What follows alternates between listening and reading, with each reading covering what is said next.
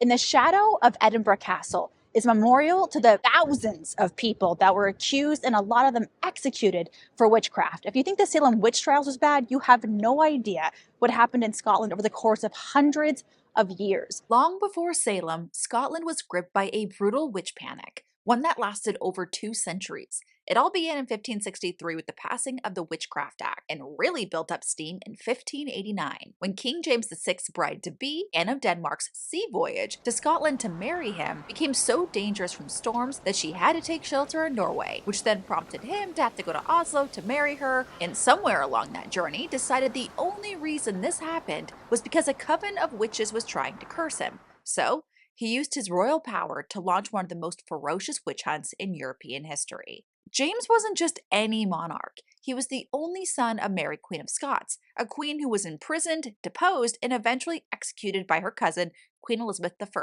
Raised amid assassination plots, courtly betrayals, and religious division, James developed a lifelong obsession with control and with uncovering hidden threats to his reign. To put it bluntly, good old James was out of his mind with paranoia. He personally oversaw the trials, torture, and execution of nearly 70 people in the North Berwick witch trials in 1590, and from that experience, published a pamphlet in 1591 called The News from Scotland, sensationalizing the whole ordeal, leading to mass witch paranoia. Just think of it as a 16th century version of late-night tweets from a god-complex ruler. Eventually, it would become national policy.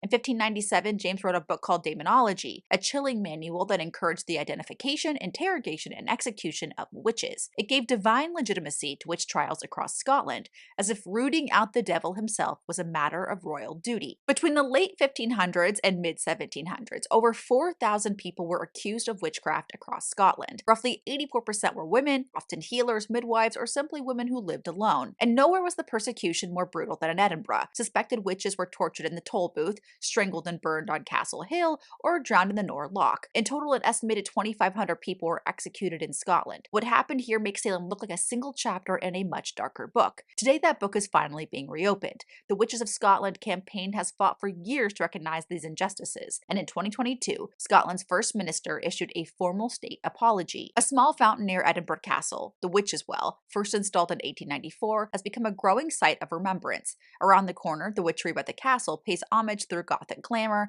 and a bold new witch tartan has just been created with symbolism so good it will make your head spin. This isn't just history, it's a reckoning.